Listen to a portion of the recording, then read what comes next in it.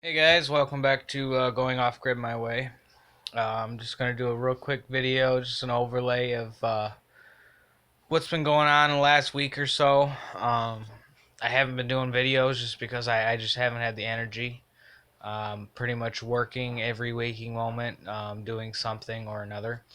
Either something around the property, the house, one of the multiple jobs that I've been doing. Um, as you can see, it's kind of dark, but the cement slab is in. Um, it's roughly 1,000 pounds of cement. Uh, I did that roughly a week ago. Um, all the garbage bags are from the ceiling. That's all the insulation that was in this area.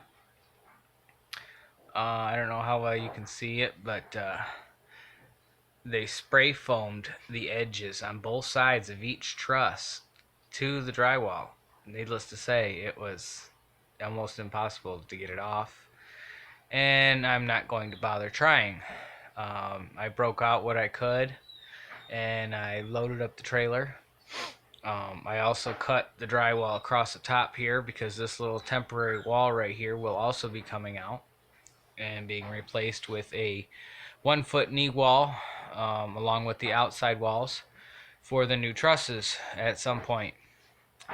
I'm not going to drywall this up here until the other section's ready and put in place, and then I'll just do it all at once. Needless to say, that's about as far as I've gotten. I'll give you a quick overlook at the other side. Um, I'm going to actually be stopping right before that window, so I got two more sections to do. I just didn't do it because of space and time and energy. But yeah, so that was fun. I don't know how well you guys can see this up here, but all that dark stuff, that's all black mold. Um, and it's pretty much everywhere. Some of the worst stuff is over here. Um, but like I said, it's on every piece all the way around. Some places are worse than others, like this one. If I pulled that down, I'm sure it would be covered all the way down in there. It's just nothing but mold. So, like I said, it'll all be coming down. They got holes cut out for the little frame above here. I started doing here, but they got a couple boards going across. I'm guessing for support, so I couldn't break through it because of the insulation. But I tore out the little wall between the kitchen and the living room that I had in place. This is the old bathroom cabinet face. Take you in here. Sorry, it's a mess. But I picked up this sink countertop faucet cabinet for 20 bucks. So I threw that in place. I still got to clean it up. It's not hooked up, it's just in place and attached to the wall. So I'll take you guys outside and show you some more. I'm not too sure if I showed this in my last clip with the skirting. I took the skirting from the all the skirting that I took off the trailer itself, and I put this on here. It's been so long since I made my last video, I wasn't sure if I showed you guys or not. I attached it right to the old skirting and got that all framed up and backfilled a little bit. It's going to need a little bit more work here and there because there's still a few gaps where it sank.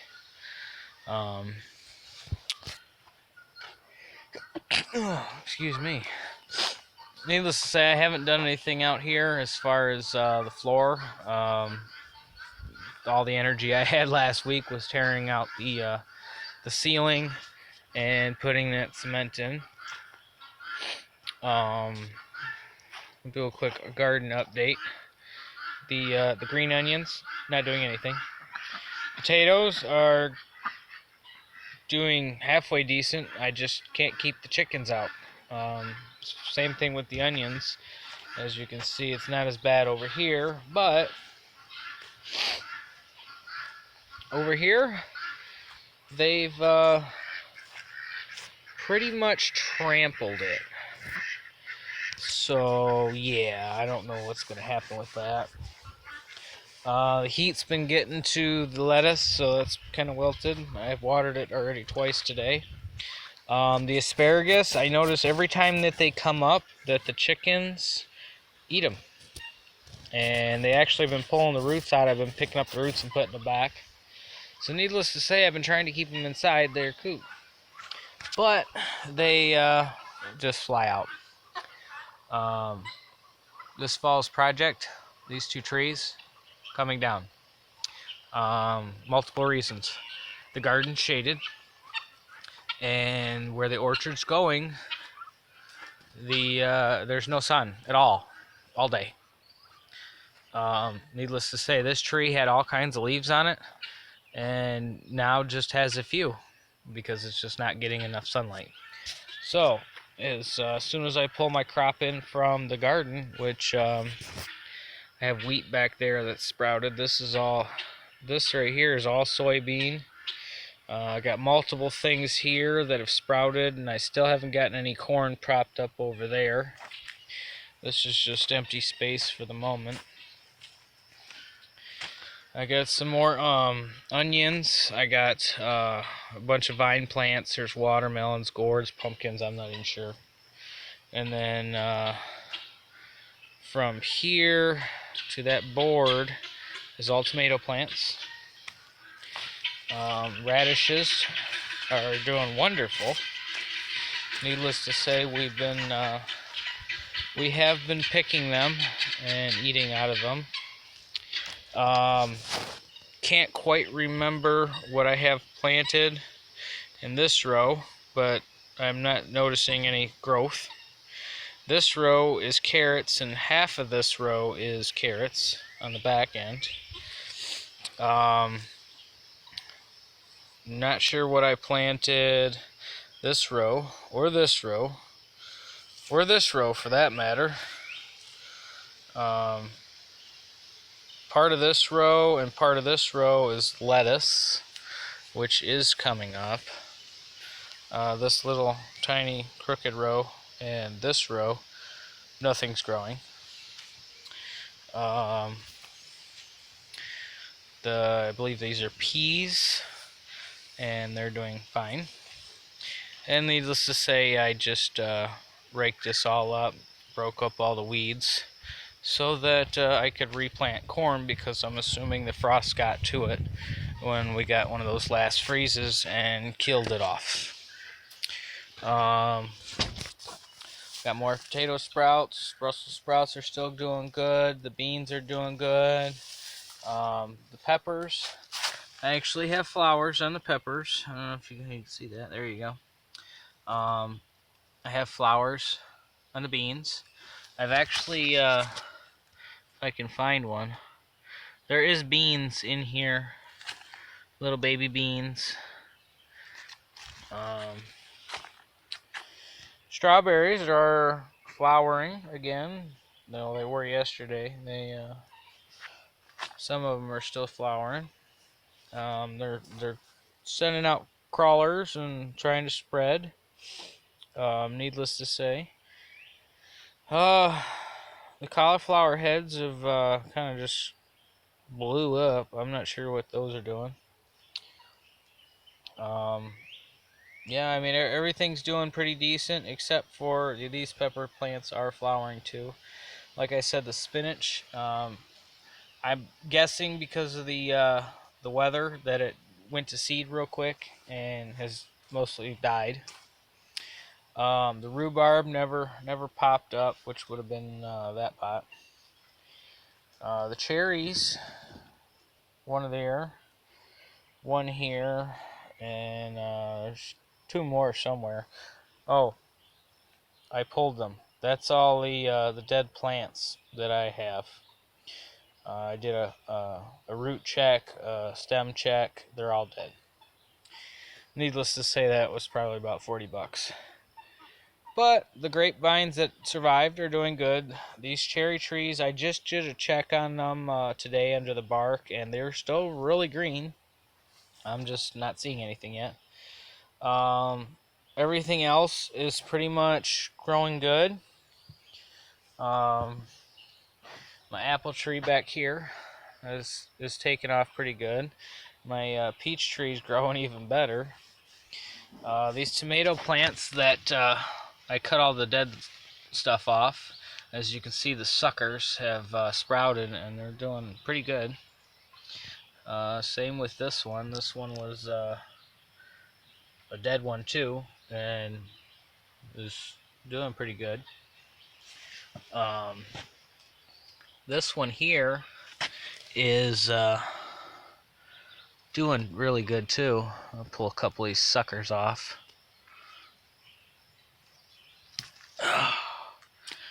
But I have flowers on here. Now I can't, let's see, what is that? That's the Roma, I believe. The gooseberries are still growing. The blueberries are all growing. Everything's still growing. Even the hickory nut has sprouted at the bottom. So everything is growing. Raspberries are doing pretty decent. The couple back there. That's a walnut back there in that corner. Let me take you over here. All the I did lose a couple of the cucumbers. I think that was due to the sun, because the ones on the front here just didn't do as good as the ones back here. Pumpkin does have buds on it already, so we might be having pumpkins coming soon, at least flowers. But rabbits are doing good. I did have quail in that cage, and the dog has figured out how to open the back door and get out. And as you can see, I tried to bend it back, but he bent the hell out of that cage and popped the door open and got the quail. Needless to say, I only had him for a few days. Somebody bought a house that I actually looked at around the block here and was thinking about buying, and was cleaning out the place, gutting everything, tearing everything down. This was in the woods. Got that for free. Been doing some scrapping. That house provided some a good sized pile of scrap here. Pretty much all that you see, all that roofing metal, it's all been used multiple times. But I just want to give you a quick view here. You see all these white flowers, and they go all the way back here to the road and around. They're basically all the way around the edge of the trees. Those are all wild raspberries. So I did notice there's a few patches of raspberries already on, well, they've got berries growing on them, I should say. That's pretty much it. Like I said, I've been gutting the living room out.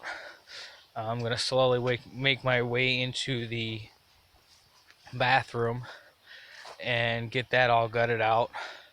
I just dumped it all in here to get it out of the house. As they pick up the garbage, I'm moving it to the garbage. So this was completely full to the top, but I've already got 2 loads out of here. So I figure another 2 more. I'm probably just going to end up burning all that flooring just to save space in the garbage can, but all the drywall and stuff like that I'll be putting to the curb. But yeah, so basically from right about there, this end, the entire roof is coming off, trusses and all. There will be a 1-foot knee wall on top of them, and that way it will match up with the addition and have a full 8-foot ceiling, and then the trusses will go on top. My next question is, do I want to just put straight trusses in, or do I want to maximize the use of the space, and instead of trying to build a little attic or whatever in between the trusses that are just going to be prefabbed, do I want to build trusses that I can make a upstairs or a loft or whatever you want to call it? So that is my question.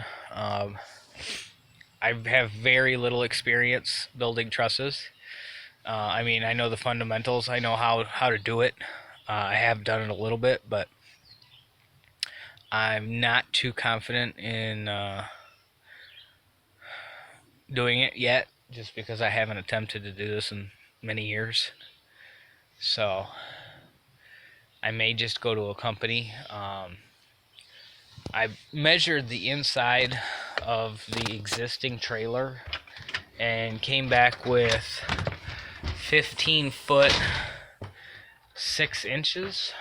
I'm not sure why they would do it like that, but I don't know how accurate that number is. But I mean, that's what I measured from the inside of the frame there and to the other side of the frame above the wall. So that's what I'm going with. Like I said, I'm not 100% sure, but I think I'll just measure it out for 32 feet plus a 1 foot